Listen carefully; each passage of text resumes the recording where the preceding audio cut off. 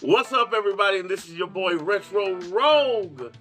How y'all doing, man? Salutations. Hope everybody's having a good day, good week, good month, good year. Whenever this video finds you, I am here with a new friend, a new homie that I just connected with online. This is my man Doug or Not. Say hi to the people, Doug or Not. Hey, people. How you doing? We are two Kevin Smith-ophiles, two Kevin Smith fans who have found each other online through our passion and love for his films and the man himself. And yes. I just realized a few days ago that Kevin is doing a 25th anniversary screening of Dogma. The fact that that movie is 25 years old. Yeah. I'm an old man. Yeah. Right? I was 20. I was 21 when this movie came out. Yeah. And, I saw a thing online because it's the old Ninja Turtles logo, and it says I'm actually in my 40s. I was like, I need to get that. I need to get like a sticker of that and put that on like my car. Right. That's why I had to wear my Care Bears, hip hop Care Bears shirt. Yep. You know what I'm saying? Like this just tells you my age all in one right there, man. The 80s hip hop, 80s, 90s hip hop with 80s Care Bears, man. Is what. There you go. That's my Gen X. My desk at work. My desk at work has Gizmo from the Gremlins, like an original plastic thing from the 80s. It has the My Pet Monster Funko Pop. Hell yes. Yep. But yeah, man. So and we were talking actually before we started recording this, just catching up and sharing our stories a little bit about our journey through the Kevin Smith View Askew universe. Both of us haven't seen this trailer in a very long time, if we've seen it at all. I'm having a hard time. I don't think I've ever seen this trailer. Actually seen the trailer. Yeah. I was saying the last time I remember seeing it was when I watched the Honest trailers of it that came out years ago. And so, as much as I've seen the movie, this is kind of going to be like a first reaction for us. Yeah. So I'm excited for that.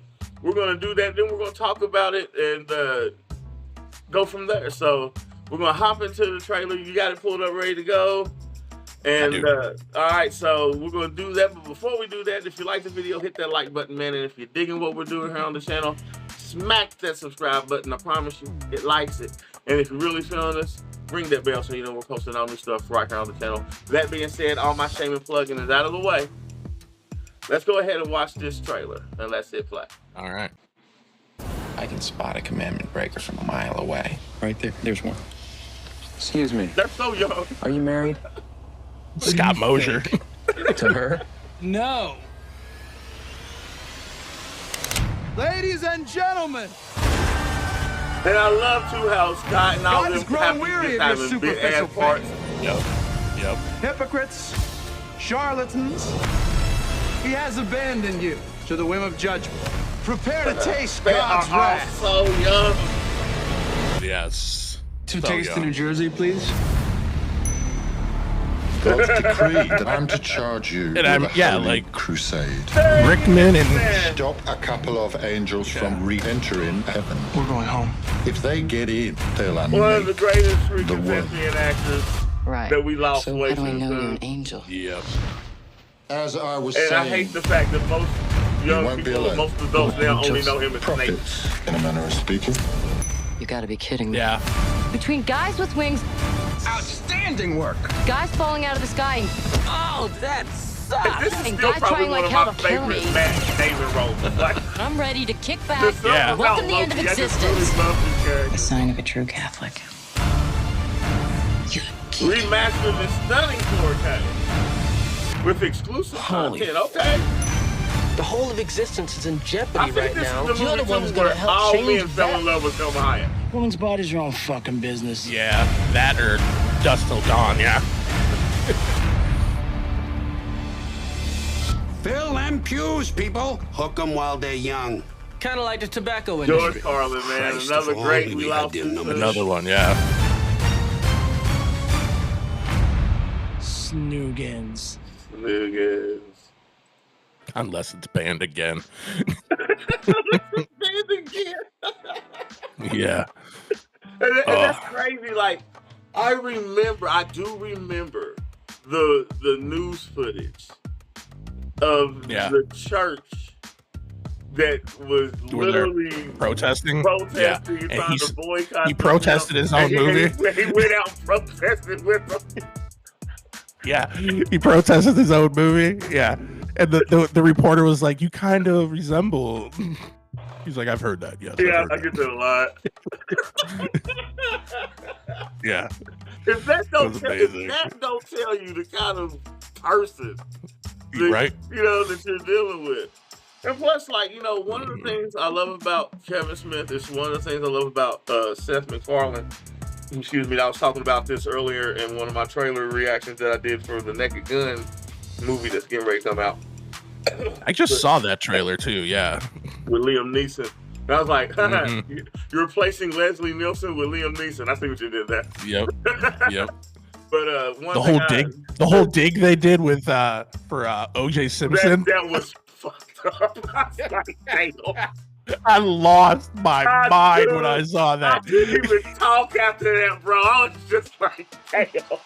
Yeah, right? But I was like, no, you didn't. It's going exactly into what I was going to say about Kevin Smith, too. It's like, these guys subscribe to what I have always called the Mel Brooks school of comedy, which is it's all okay or none of it's okay. We can make fun of all of it, or we shouldn't make fun of any of it. And they're unforgiving about it, and that's what makes it so good. Because it's funny, man. It's funny. It's funny. You know what I'm saying? Laugh at this shit. It's like the world's rough enough. If we can't laugh at this shit, man, then just blow us up now. Then it's like so. I appreciate that comedy, dude. I really do. I really appreciate that kind of comedy. And honestly, in the state of the world, I think the world needs Dogma right now. Yes, it does. I think it does. I think the world needs Dogma. I think it just needs it. I think the world needs that. I think the world needs Naked Gun. I think it needs these things to kind of like and stop think about what's going on. So damn serious, man. Yeah. But that I can honestly say after watching this trailer, I ain't never seen this trailer before. Nope, never. I've never seen that trailer. I know because I was laughing at shit that I should have known was good. I was going to see because I've seen the movie 1,000 times. But trailers hit different. They hit different than the action. Yes, they do. So I love that. Unless it's banned again. I wonder how. I wonder if because I know his wife Jen was not happy with the whole getting death threats and stuff from the original when they first put this out. So I wonder how she feels about it putting it out again. Married at that time. Oh, yeah. So she was kind of like, I didn't sign up for this shit. What kills me though is that the church came down so hard on him for this film, but when he did Red State, crickets. Yeah, except the family who protests all those funerals, which is based off of. You're making fun of our family. Yeah, you're making fun of us. Your family is horrible people. Yep. Yep. It's like the Phelpses were. That man was a horrible person. Yes, he was. I love the fact that him and Kevin and the daughter of the guy who started that whole church would go at it on Twitter, and he'd flirt with her, kind of. He flipped her, dude. He flipped her. He did. She abandoned her church. I was like, for the good guys. Kevin saved one, man. Yep. He saved one. I was like, if that don't tell you that this man is saintly. Yes. You know what I'm saying? For real talk. This man brought one back from the darkness. Yep. When they were protesting when they came out and protested that movie, that the Red State movie, and that he would protest back towards them. Oh, and like, well, his friend Malcolm Ingram came out with a sign that said "Dick taste yummy." Oh, I love him. I love the Malcolm stories. Some of my Malcolm stories are the best. They love the fat. They like it to lift it and just smack their head with it. Just put the gun on their head. Blow. Yes. I love the Malcolm God damn it, I want to be Malcolm. Right. He seems like a good time, that fella. He does. He seems like a great time. Yep. But man, that just goes to show you, dude, that I feel like the only people who have a problem with Kevin is people who are just completely prudish or just in their own heads and just aren't great people to begin with. So it's just like, yeah, it doesn't bother me that you don't like him. You wouldn't like him because you're a horrible person.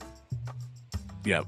And if you don't like him and you talk to him, he will change you. Yes, he will. He's like, for people who take themselves too seriously, they won't understand it. They do not understand it. I mean, he's definitely one of those people who does not take himself too seriously. He'll be the first person to make a joke about himself, and he's just the most humble person I've ever experienced in the Hollywood world. I loved it when there are a few interviews he's done where the people he's interviewing are just like, dude, yeah, do you know who you are? Like, when he did the Stan Lee interview, Monsters, Mutants, and Mayhem.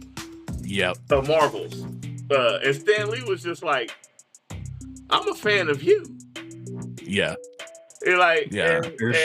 But probably one of my favorite ones that he did was when he interviewed Matt Damon. And this was right after the Evening with Kevin Smith, when that jackass heckler was like, Ben Affleck made you. It was like just being real nasty and shit. Mm-hmm. And he interviewed Damon, and Damon went on record. And was just like, dude, if it was not for you, I wouldn't have a career. Yeah. Damon wouldn't have a career. Like, and just getting that kind of respect, and he still just took it so fucking humbly. Mm-hmm. So it's just like, no, you guys, y'all wrote a great script, blah blah blah. I'm just like, Kev, just take the compliment, my dude. Right? Yeah. Yeah. There's still a lot of people out there that's, because Kevin and Scott Mosier are tied as in producers to Good Will Hunting. There's still a lot of people out there that think, oh, Kevin rewrote that script and got credit for it. I was like, nah, I don't think he wouldn't do that. He's not that dude. No. He really ain't. And I love that, again, just how they used that, and he used that in his filmmaking. Like, and Silent Bob strikes back when he makes the comment, hell, in Dogma, when they make the comments like, you do the safe film, and then you do the film that, for your friend who says you owe him. Yeah. And then they just kind of look at the camera. Yeah, they're just like, yeah. They did it twice. They did it in Strike Back. They did that with the whole with Standing with Ben. They kind of looked at the camera, and then they also did it in Reboot. Yeah. Yeah. And that was crazy. At the end, because everybody, remember the whole thing about Ben Affleck. They was just like, oh, he's not gonna do the movie, blah blah blah blah. He's too big, wah wah wah wah. And I watched an interview with Ben Affleck about 6 months before they wrapped on the film.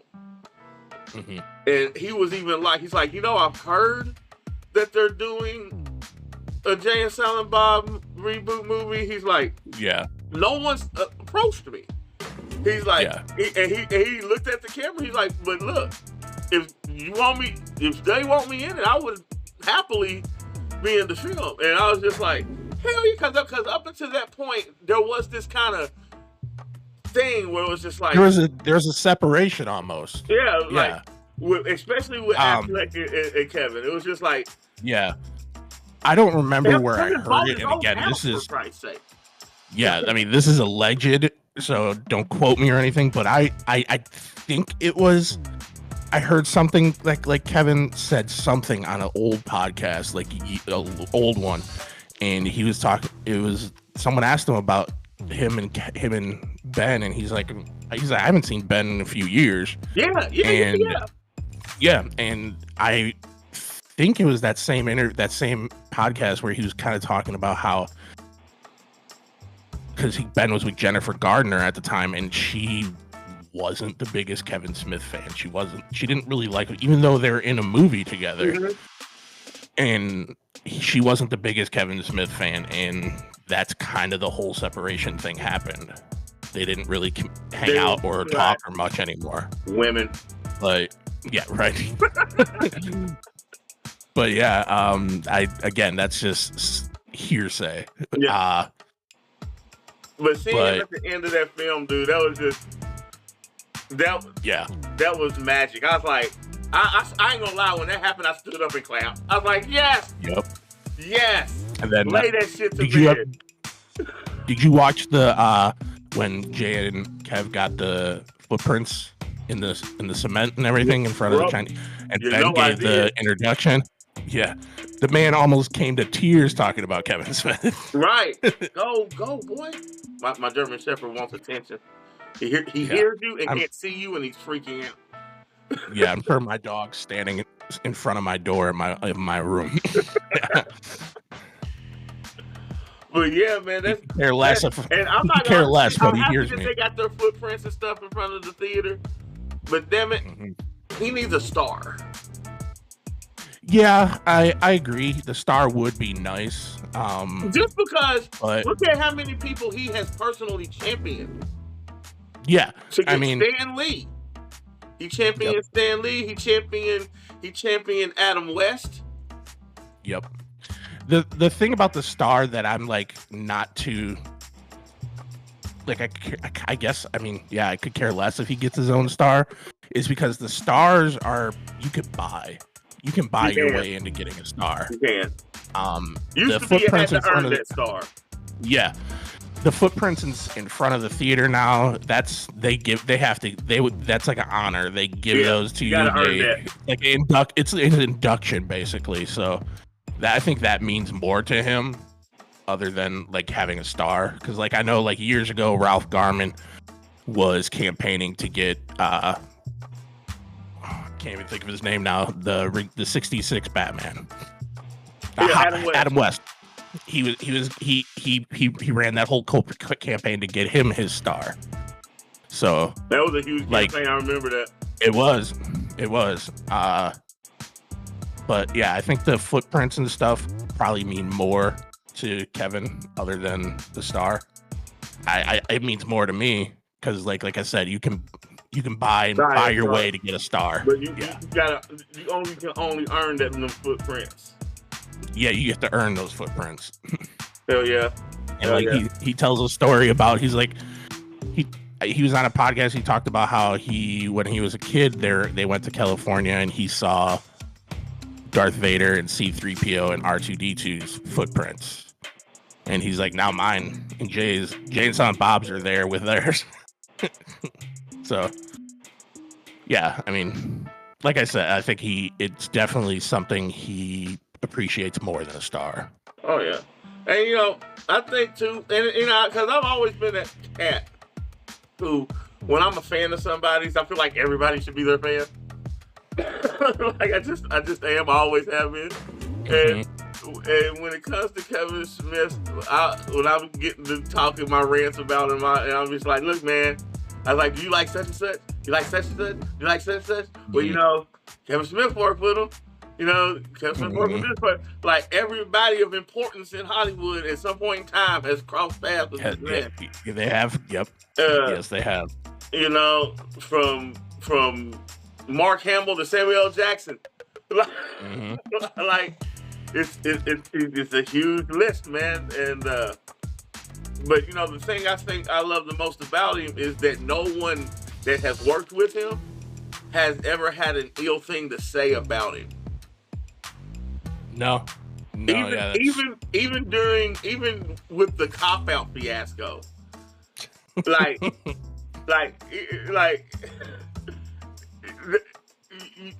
you couldn't ask the other guy.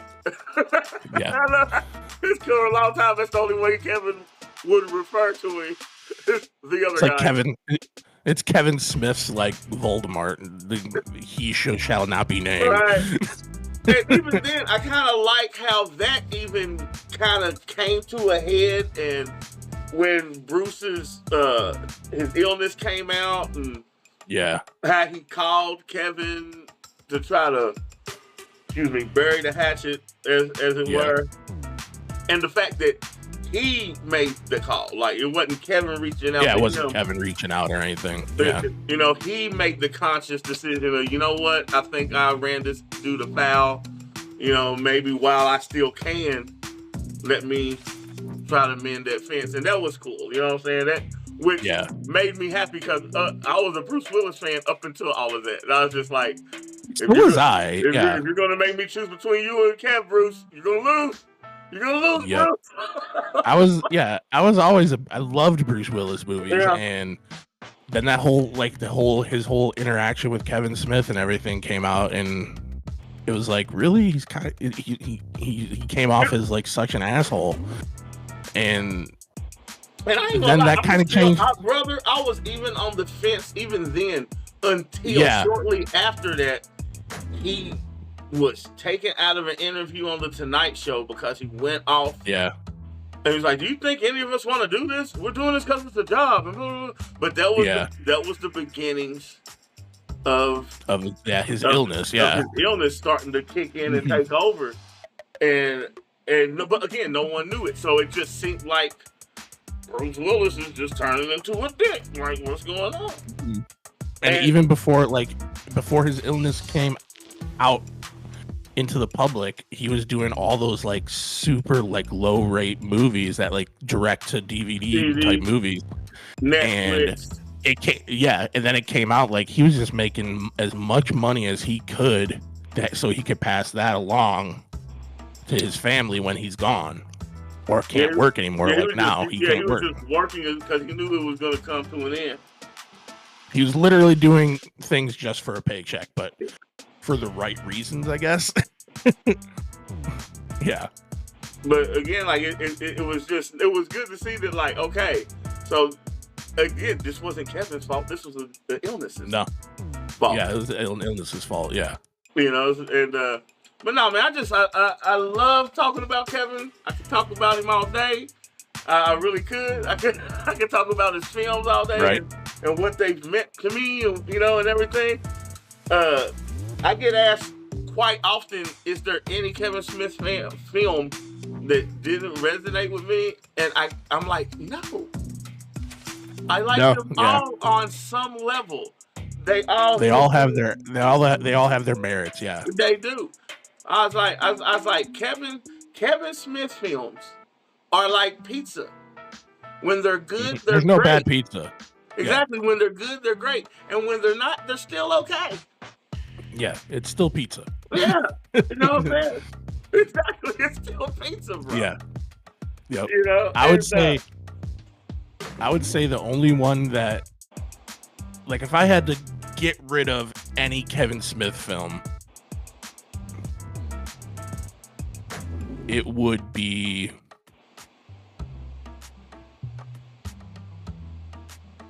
Red State. Red State? Yeah, because it's the only one that's kind of, like, not that I didn't like, I loved Red State, but it's the only one, it's not really in the universe, the View Askew universe. Right. Because all the other ones they all have some sort of tie. Some connection. Yep. Like even with Tusk and Yoga Hosers, they all have some little tie to the other, the big universe.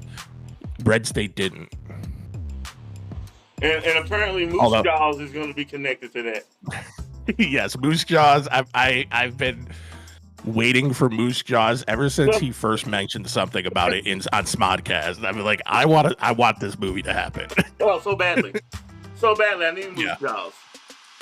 Yeah, I remember sitting and doing dishes and listening to the Walrus and the Carpenter episode on Smodcast for the first time when it first came out.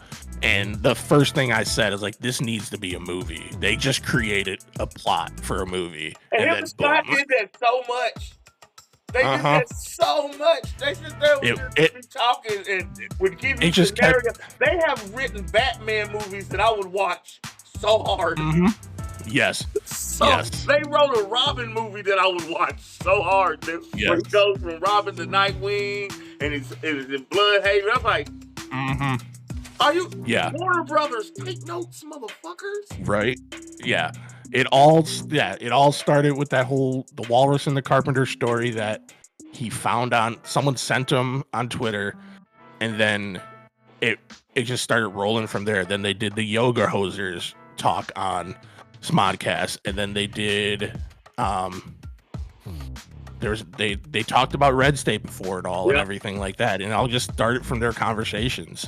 And I mean, again, that's one thing I miss. I wish him and Scott would get back together and do some more Smodcasts, because Smodcast was the first podcast I ever listened to, and Me too. I would say it honestly every year that's what made me start wanting to do a YouTube channel and start podcasting. Yeah, because Kevin was just like, look, man, we're just talking. Definitely want me to do. I've dabbled in podcasting ever since I first heard Smodcast, and nothing's ever set in stone. But I'm still trying. Yeah, I feel you. I still have irons in the fire. I've done a few. I got a couple on Podbean and stuff, and again, it's just us. I got the most popular one I ever did was me and a couple of my friends from my D&D group just talking about Dungeons and Dragons. Yeah, but yeah, I mean, I know Scott's. I don't know what Scott does anymore. Like, I know he's big time. He's a big time producer and director for like animated films and stuff now. But speaking of animations, the Masters of the Universe that Kevin Smith was a part of, solid. Yeah, I haven't. Is it? I haven't actually been. I haven't sat down and watched it. So I wasn't. You can tell again, and clearly because Kevin Smith's part of it, but you can tell the people involved were fans of the original content. Yes. Yeah. And there's great fan service to that, but there's enough nuance and change that it is its own thing at the same time. It on one of the newer episodes of Babylon, they were talking about how, because Ralph, they made the character Fisto up for Ralph in the new in the cartoon that Kevin did, and they're talking about how they just saw that there was a casting for Fisto in the new live Masters of the Universe movie that's coming out. So I was like, so you took Kevin's character. And he's one of them dudes. He's like, good, take it. Yeah, he's like, good. He's like, hire my man Ralph to play. Yeah. Well, it's just like, I mean, I just found out that the next season of again, and this is kind of speculation, but it's also there's a lot of positive reinforcement for it. But they're saying that for the next season of Daredevil Born Again, they're gonna be adopting the Kevin Smith Daredevil run with the run where Karen she gets in a bad way in San Francisco and ends up ratting him out to the wrong people. That'd be really good. So that would be really good. It'd be interesting. It'd be that's probably one of my favorite Daredevil runs was Kevin Was Kevin? Yeah. I know a lot of people were mad because he killed Karen, but yeah, bring him in to direct it. Like they brought him in to direct all those Flash episodes and Supergirl episodes. He knows the story, so bring him in to direct it. He knows the content, man. He wrote for Daredevil for 3 years, man. Yep. He has. So it's like he's intimately involved in that content. Mm-hmm. You know, I love the fact that he was. A lot of people forget that he was in the movie. Yeah, he was. He was one of just a background character. He was he was in the morgue or something. And he showed Gyrick the grappling hook that the line stick turned into. Yeah, the stick. Yep. Yep. Like a lot of he's definitely. He was in that flick. I was like, you want to know why he was in that movie? Because one, he wrote on it, and two, Ben Affleck was there. Ben Affleck, he's like, my boy's got to be in it. Get him a spot. I don't care what it is. Right? Yeah, throw that Fleck into it. He's like, get my boy in it. But yeah, man, we're going to wrap this up. We are already at 30 minutes. Oh, boy. But I really enjoyed this. I hope you guys enjoyed this. I hope didn't even talk about the trailer, really. Not at all. Not at all. But it was a good trailer. The trailer was the trailer. Yeah, it was a trailer. It was good. It made me excited. I want to go watch Dogma now, and luckily on YouTube you can go watch Dogma. I'm back in theaters. I'm go back to watch a 25-year-old film in theaters. Yes, I am. That's gonna happen. Yeah. So it did its job. I feel like it did its job. But man, I hope we can get back together and do something like this real soon. It was a pleasure talking with you. And we're gonna hop off here again. This is Retro Rogue, and this is my homie Duggernaut83 on all my socials. Go ahead, check it out. And we will catch up with you guys later. Remember, it's the age of the geek. We rule the world. Yes, it is. We really do. It's not the meek, it's the geek inherits the world. That's it. It's not the meek, it's the geek, baby. Yep. Peace out, guys.